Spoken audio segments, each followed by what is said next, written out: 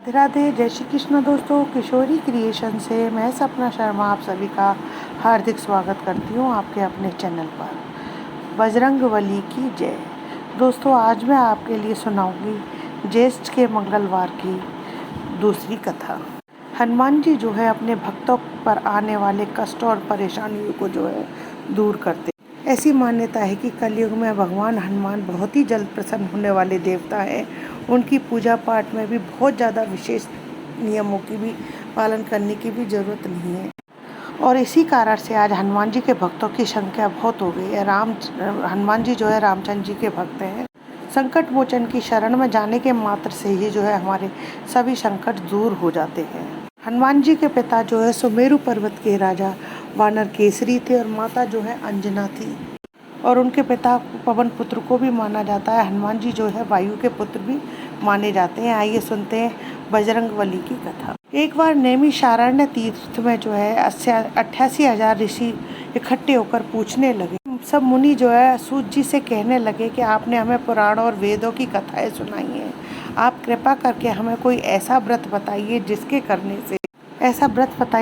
करने से मनुष्य को संतान की प्राप्ति भी हो, उसके रोग शोक संताप भय आदि का जो है नाश हो, क्योंकि कलयुग में जो है सभी व्यक्तियों की आयु बहुत कम है। फिर इस पर जो है उन्हें रोग और चिंता के कष्ट जो है लगे रहेंगे। जब मनुष्य रोग और शोक से घिरा रहेगा तो वह फिर श्री हरि के चरणों में ध्यान जो है कैसे लगाएगा। तब श्री सूत जी बोले, हे मुनियों, आपने लोक कल्याण के लिए बहुत ही उत्तम बात पूछी है।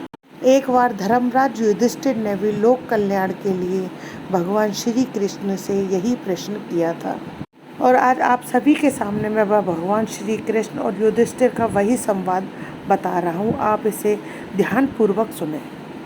एक बार की बात है, पांडवों की सभा में भगवान श्री कृष्ण बैठे हुए थे। तब युधिष्ठिर ने भगवान श्री कृष्ण से प्रश्न किया कि हे प्रभु, हे वासुदेव नंदन, हे नंद नंदन, हे दीनानाथ, आपने मेरे लिए अनेकों कथाएं सुनाई हैं।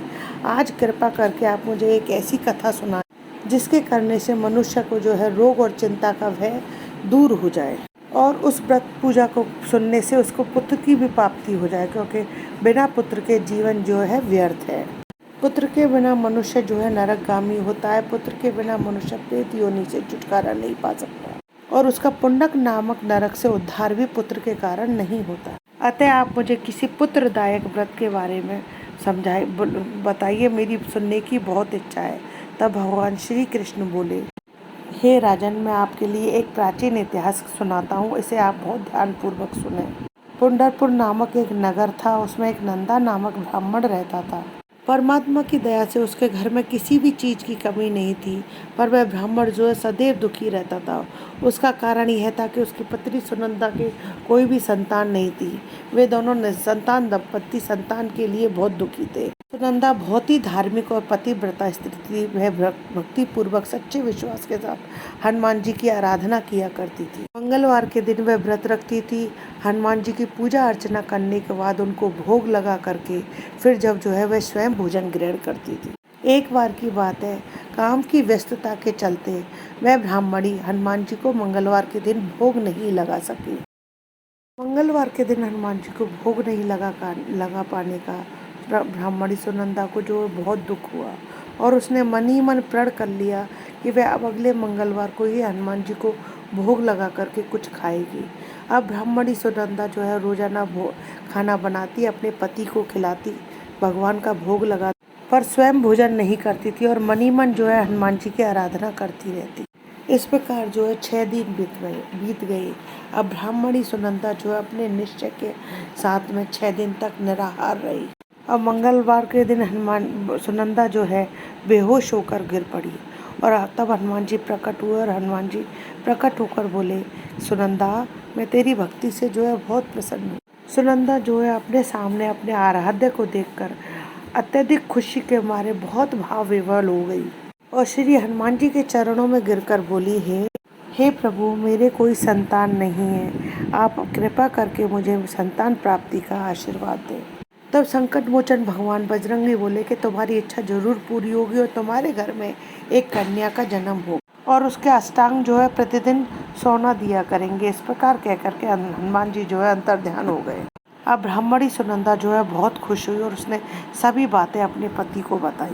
अब ब्राह्मण देव जो है कन्या के बारे में सुनकर के उनकी कन्या की उत्पत्ति होगी तो वह बहुत दुखी से हुए। जब दूसरे ही पल सुना कि वो अष्टांग से कन्या जो है सोना देगी तो ब्राह्मण देव बहुत खुश हो गए और ब्राह्मण देव सोचने लगे अगर ऐसी कन्या मेरे घर में आ जाएगी तो उससे तो मेरे घर की निर्धनता ही खत्म हो जाएगी। अब श्री हनुमान जी की कृपा से सुनंदा जो है गर्भवती हुई और 10वें महीने में उसने एक बहुत ही सुंदर कन्या को जन्म दिया। अब वह कन्या अपने पिता के घर में उसी तरीके से दिनों दिन बड़ी होने लगी जिस तरीके से शुक्ल पक्ष का चंद्रमा बढ़ता है। अब 10वें दिन नंदा ब्राह्मण ने जो है अपनी कन्या का नामकरण करवाया और उनके कुल पुरोहित ने उस कन्या का नाम जो है रत्नावली रखा, क्योंकि वह कन्या जो है रोजाना सोना प्रदान किया करती थी, क्योंकि पूर्व जन्म में उसने बड़े ही प्रेम पूर्वक मंगल देव का व्रत किया था। अब रत्नावली का अष्टांग जो है बहुत सा सोना देता था और उस सोने से जो है नंदा ब्राह्मण बहुत ही धनवान हो गया। अब सुनंदा ब्राह्मणी को भी अभिमान होने लगा। समय बीतता गया। अब सुनंदा ब्राह्मणी की बेटी जो है 10 वर्ष की हो गई। एक दिन ब्राह्मण जो है प्रसन्न चित्त था। सुनंदा ने नंदा से कहा कि अपनी पुत्री जो है विवाह के योग्य हो गई है, अब कोई सुयोग्य वर देख करके अपन अपनी पुत्री का विवाह कर दे। तब ब्राह्मण देव बोले कि अभी तो कन्या जो है अपनी बहुत छोटी है। तब ब्राह्मणी बोली कि शास्त्रों की आज्ञा है कि कन्या जो 8वें वर्ष में गौरी, 9वें वर्ष में 10वें वर्ष में जो रोहिणी, 10वें वर्ष में गौरी, 9वें वर्ष में रोहिणी, 10वें वर्ष में कन्या और इसके बाद में वह रजवाला हो जाती है। और गौरी के दान से जो है पाताल लोक की प्राप्ति होती है और रोहिणी के दान से जो है वैकुंठ लोक की प्राप्ति होती है। कन्या के दान से इंद्रलोक में जो है सुख की प्राप्ति होती है। अगर रजवाला कन्या का दान किया जाता है तो घोर नरक की प्राप्ति होती है। इस पर ब्राह्मण देव बोले अभी तो रत्नावली जो है मात्र 10 वर्ष की है और मैंने तो 16 वर्ष की कन्याओं की विवाह कराए हैं, अभी जल्दी क्या है। तब ब्राह्मणी सुनंदा बोली आपको तो लोभ जो है बहुत अधिक हो गया है। शास्त्रों में कहा गया है कि माता पिता और बड़ा भाई अगर रजवाला कन्या को देखते हैं तो वह नरकगामी होते हैं। तब ब्राह्मण देव बोले कि अच्छी बात है, कल मैं ये अपनी कन्या के लिए योग्य वर की तलाश में अपना दूत भेजूंगा। अब दूसरे दिन ब्राह्मण ने जो है दूत बुला करके उसे आज्ञा दी और कहा कि जैसी सुंदर मेरी कन्या है वैसा ही मेरी कन्या के लिए वर तलाश करो। और दूत जो है स्वामी की आज्ञा पाकर निकल पड़ा और पंपा नगर में जो है उसने एक सुंदर लड़के को देखा। यह नवयुवक जो एक ब्राह्मण परिवार का बहुत ही विद्वान पुत्र था और ब्राह्मण युवक का नाम जो है सोमेश्वर था। दूत ने जो है अपने स्वामी को उस नवयुवक के बारे में सारी बातें बताई। ब्राह्मण नंदा को भी जो है वह सोमेश्वर ब्राह्मण बहुत अच्छा लगा। अब एक दिन शुभ मुहूर्त में कन्यादान करके ब्राह्मण ब्राह्मणी जो है बहुत संतुष्ट हुए। अब ब्राह्मण जो है बहुत दुखी था, क्योंकि उसके मन में बहुत बड़ा लोभ था। अब उसकी बेटी चली जाएगी तो सोना कौन उगलेगा, इस कारण जो है ब्राह्मण बहुत दुखी था। उसने कन्यादान तो कर दिया पर वह मन ही मन बहुत दुखी है। ब्राह्मण सोच रहा था कि रत्नावली तो अब चली जाएगी और इससे जो मुझे सोना मिलता था वह मुझे नहीं मिलेगा। मेरे पास जो धन था वो तो मैंने इसके विवाह में खर्च कर दिया और जो शेष बचा है वह कुछ दिनों के बाद समाप्त हो जाएगा। मैंने तो अपनी कन्या का विवाह करके जो है बहुत बड़ी भूल कर। अब कोई ना कोई ऐसा उपाय तो करना ही होगा जिससे रत्नावली जो है मेरे घर पर ही बनी रहे और यह किसी भी प्रकार करके होकर अपने ससुराल नहीं जाए। लोभ रूपी ब्राह्मण जो है लोभ रूपी राक्षस जो है ब्राह्मण के मस्तिष्क पर छाने लगा। अब रात भर अपने बिस्तरों पर करवटें बदलते बदलते उस ब्राह्मण ने जो है एक बहुत ही क्रूर निर्णय लिया। उसने विचार किया कि जब रत्नावली को उसका पति लेकर जाएगा तब मैं उसकी हत्या कर दूंगा और वह अपनी लाडली रत्नावली को अपने घर ले आएगा, जिससे उसे रोजाना सोना भी मिलता रहेगा और समाज का भी उसे कोई भय नहीं रहेगा, कोई उस पर दोष नहीं लगा सकेगा। अब दूसरे दिन जो है नंदा और सुनंदा ने अपनी लाडली को बहुत सारा धन दे करके विदा किया। सोमेश्वर अपनी पत्नी रत्नावली को ससुराल से अपनी पत्नी को लेकर अपने घर की ओर चल दिया और ब्राह्मण जो है लोभ में इतना अंधा हो गया था कि उसे पाप पुण्य का भी विचार नहीं रहा और उसने अपने कार्य को अंजाम देने के लिए दूतों को मार्ग में जमाई का वध करने के लिए भेज दिया, ताकि रत्नावली से मिलने वाला सोना उसे प्रतिदिन मिलता रहे, जिससे वह कभी निर्धन न हो। ब्राह्मण के दूतों ने अपने स्वामी की आज्ञा का पालन करने के लिए उसके जमाई सोमेश्वर का रास्ते में ही वध कर दिया।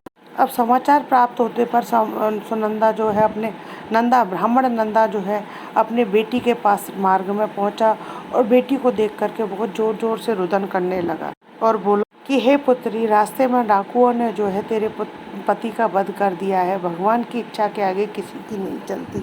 अब तू वापस मेरे साथ घर चल, वहाँ पर रह कर के अपना शेष जीवन मेरे साथ व्यतीत करना और जो भाग्य में लिखा होगा वही होगा। लेकिन दूसरी तरफ रत्नावली अपने पत्नी की अकाल मृत्यु से बहुत ही दुखी हुई। वह करुण क्रंदन करते हुए अपने पिता से बोली, हे पिताजी। रत्नावली बोली, हे पिताजी, जिस इस संसार में हो जिस स्त्री का पति नहीं है उसका जीना जो है व्यर्थ है। अब मैं मेरे पति के साथ ही अपने शरीर को जला दूंगी और अपने पति के साथ सती होकर के माता पिता के नाम को, अपने सास ससुर के नाम को और अपने नाम को जो है सार्थक करूंगी। अब ब्राह्मण नंदा जो है अपनी पुत्री के इस प्रकार के वचनों को सुनकर अत्यंत दुखी हुआ और ब्राह्मण मन ही मन सोचने लगा कि मैंने तो व्यर्थ में ही जो है जमाई के वध का, हत्या का पाप जो है अपने सर पर ले लिया और रत्नावली तो उसके साथ अपने प्राण देने को तैयार है। अब तो मेरा मरण दोनों तरफ से हो गया, धन भी नहीं मिलेगा और जमाई के वध का पापी भी मैं बन गया। जमाई वध के कारण जो है मुझे यम यातना भी भोगनी पड़ेगी। अब ब्राह्मण जो है बहुत खिन्न हो गया। इधर सोमेश्वर की चिता बनाई गई। रत्नावली सती होने की इच्छा से अपने पति का सर अपनी गोदी में रख करके सती होने के लिए बैठ गई। जैसे ही सोमेश्वर की चिता को अग्नि लगाई गई, उधर दूसरी तरफ जो है प्रसन्न होकर मंगलदेव वहाँ पर प्रकट हो गए और मंगलदेव बोले, हे पुत्री रत्नावली, मैं तेरी पति भक्ति से जो है बहुत प्रसन्न हूँ और उससे बोले कि बेटी तू वर मांग। तब रत्नावली ने अपने पति का जीवन दान मांगा। तब मंगलदेव बोले कि बेटी तेरा पति जो है अजर अमर है और ये एक महान विद्वान होगा। तब मंगलदेव बोले, बेटी इसके अतिरिक्त और भी कोई वर मांग ले। तब वह बोली कि हे ग्रहों के स्वामी, यदि आप मुझ पर प्रसन्न हैं। तब रत्नावली बोली, मुझे ये वरदान दीजिए कि मंगलवार के दिन जो भी मनुष्य जो है आपके लाल पुष्प, लाल चंदन आपका पूजन करे तो उसे रोग व्याधि ना हो, सज्जनों का कभी वियोग ना हो, शत्रुओं का कभी भय ना हो और जो स्त्री मंगलवार का व्रत करे वह कभी विधवा ना हो। अब मंगलदेव जो है तथास्तु कहकर अंतर्ध्यान हो गए। सोमेश्वर जो है मंगलदेव की कृपा से जीवित उठा। रत्नावली अपने पति को पाकर के बहुत प्रसन्न हुई और मंगलदेव का व्रत प्रत्येक मंगलवार को करके मंगलदेव की कृपा से इस लोक सुख और ऐश्वर्य को भोगते हुए अंत में अपने पति के साथ वैकुंठ लोक को गए। संकट मोचन बजरंगबली की जय। दोस्तों, यदि आपको मेरा ये वीडियो पसंद आए तो प्लीज़ मेरे वीडियो को ज़्यादा से ज़्यादा लाइक और शेयर करें। यदि आप मेरे चैनल पर नए हैं तो चैनल को सब्सक्राइब करना ना भूलें। पास ही में बेल आइकन को दबाएं जिससे मेरे आने वाले हर नए वीडियो का नोटिफिकेशन आपको मिल जाए। साथ ही कमेंट्स बॉक्स में जय श्री राम अवश्य लिखें। जय श्री कृष्ण दोस्तों।